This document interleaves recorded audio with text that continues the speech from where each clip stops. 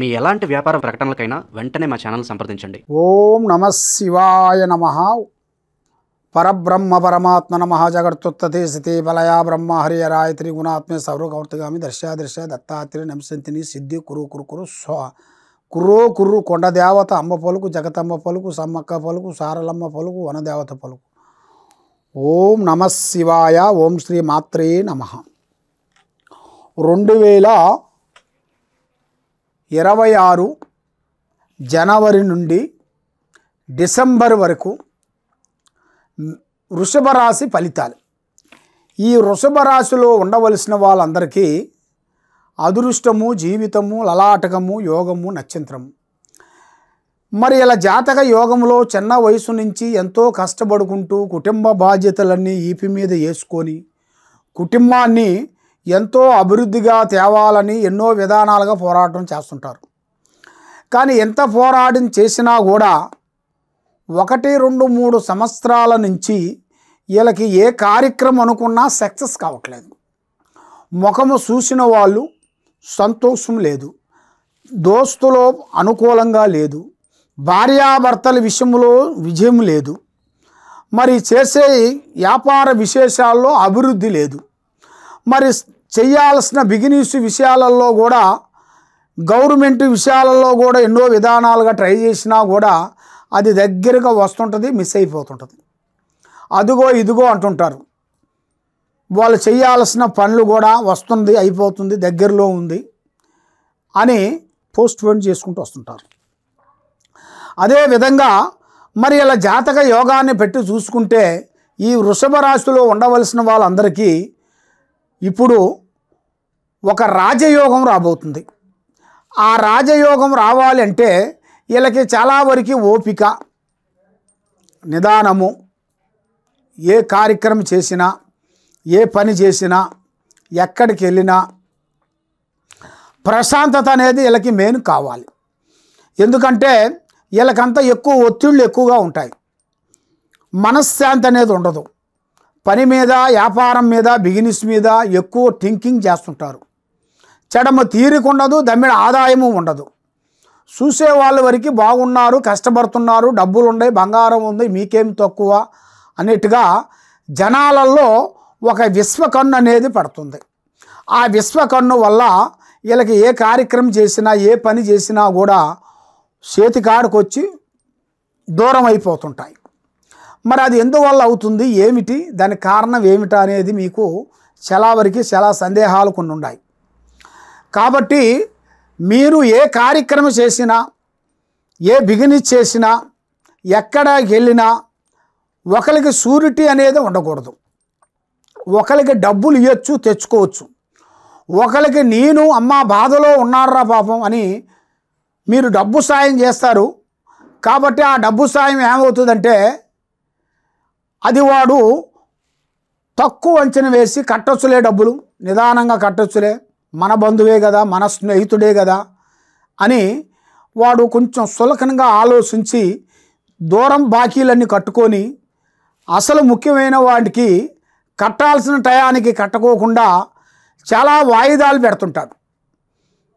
6 నెలలకు కడతాను, 3 నెలలకు కడతాను, సంవత్సరానికి కడతాను అని ఏదో ఒక విధంగా ఒక మాట చెప్పుకుంటూ అలా నడుచుకుంటూ వస్తుంటాడు. కాబట్టి దగ్గరవాడు, దాపివాడు, స్నేహితుడు, మిత్రుడు ఒక గట్టిగా ఒక మాట అనలేరు కదా. కాబట్టి వాళ్ళు అనలేక ఊనలేక పరిస్థితి ప్రభావాన్ని బట్టి గట్టిగా అడగలేక వాళ్ళు ఎన్నో బాధలు పడుతుంటారు. డబ్బులు ఇచ్చిన వాళ్ళు కదా, మరి డబ్బులు ఇచ్చిన వాళ్ళు ఇచ్చి బాధపడాల్సి వస్తుంది. డబ్బులు తీసుకున్న వాళ్ళు హ్యాపీగా కాళ్ళ మీద కాలేసి కూర్చొని ఆ స్వామి రాగానే ఇస్తాలే, చేస్తాంలే అన్నట్టుగా లేట్ చేస్తుంటారు.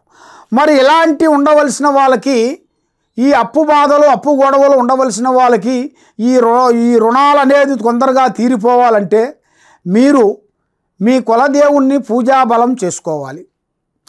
మరి మీ మీద ఉండాల్సిన గ్రహదోష నిబంధన, మీ ఇంటి మీద, మీ మీద, మీ పిల్లల మీద ఏమేమి నడుస్తుందో, ఏమేమి తిరుగుతుందో, ఏ గ్రహాలు మిమ్మల్ని ఘోషిస్తున్నాయో ఆ గ్రహాల గురించి మీరు దాని గురించి పరిష్కరించి మాలాంటి పండితులు గురువు దగ్గరికి వెళ్ళి గురువు గారిని కలిసి ఇలా ఉందని చెప్పి ఆ విధంగా ఏం చేస్తే బాగుంటుందా అనేది ఆ గురువు గారి దగ్గర మీరు డైరెక్షన్ తీసుకొని ఆ విధంగా మీరు చేసినట్టుకైతే 100% మీకు మంచి ఫలితం వస్తుంది, మంచి రిజల్ట్ వచ్చేస్తుంది.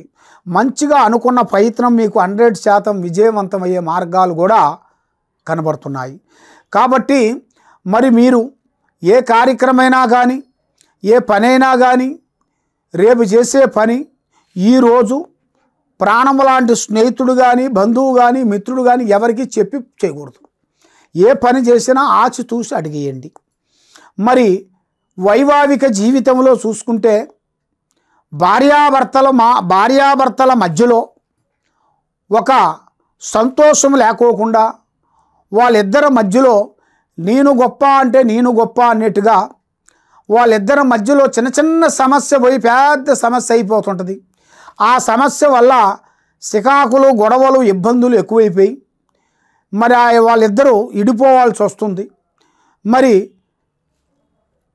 మాత తల్లిదండ్రుల దగ్గరికి వెళ్తుంది, మరి స్వామి ఈ తల్లిదండ్రుల దగ్గరికి వెళ్తాడు. మరి కొన్ని రోజుల పాటు వాళ్ళకి చాలా డిస్కషన్ జరుగుతుంటుంది. కాబట్టి మళ్ళా రమ్మని పిలుస్తుంటాడు. ఎవరో మాత కానీ స్వామి కానీ పిలుస్తుంటారు.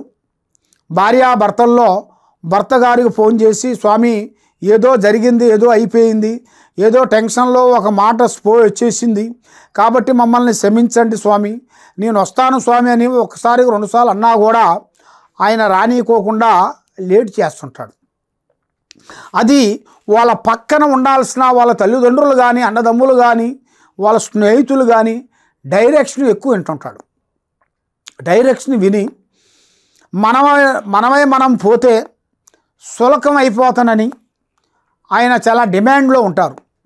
కాబట్టి ఆయన డిమాండ్లో ఉన్నాడని మరి మీరు కూడా డిమాండ్గా చేస్తే మీ సంసారం అనేది ఇడిపోతుంది. దానివల్ల ఎన్నో సమస్యలు మీకు ఎదురొచ్చే మార్గాలు కూడా చాలా వరకు కనబడుతున్నాయి. కాబట్టి అన్నీ కావాలంటే మనకు దక్కవు. కొన్ని కావాలంటే కొన్ని వదిలేయాలి, కొన్ని పట్టుదల వదిలేయాలి. పట్టుదల అనేది మనిషికి చాలా సికాకమైన సమస్య. ఆ సికాకమైన సమస్య అనేది మామూలు సమస్య కాదు, చాలా పెద్ద సమస్య. కాబట్టి ఆ సమస్యని మీరు తొందరగా తీసేసుకోవాలనుకుంటే మరి మీ మీద ఉండాల్సిన నరఘోష, నరదిష్టి, చెడు కన్ను, చెడు ప్రయోగము ఎక్కువగా కనబడుతుంది. కాబట్టి మరి మీ మీద ఉండాల్సిన ఆ నరదిష్టి ప్రయోగం మీ మీద పోవాలి అంటే దానికి పూజాబలం చేయాలి. ఏం పూజ చేస్తే మాకు ఫలితం కలుగుతుంది? శ్రీ వెంకటేశ్వర స్వామిని పూజాబలం చేసి శ్రీ వారాహిణి మాత అమ్మవారిని మీరు పూజించినట్టుకైతే మీ మీద ఉండాల్సిన అష్టకష్ట దరిద్ర దోష నివారణ అనేది పోతుంది, మనశ్శాంతి కలుగుతుంది. మరి మీరు ఎక్కడెక్కడో పోయి జ్యోతిష్యం చెప్పించుకొని నిరాశ చెంది బాధపడుతూ ఉన్నారా? తప్పకుండా ఈ కింద ఉండాల్సిన నెంబర్కి ఒకసారి సంప్రదించినట్టుకైతే నీ పేరుని బట్టి, సమయాన్ని బట్టి, మీ జాతకాన్ని బట్టి ఏముంది ఏం లేదనేది కూడా మేము అన్నీ చూసి చెప్పగలుగుతాం. సర్వో జనా సుఖినో భవంతు. ఓం నమః శివాయ నమః.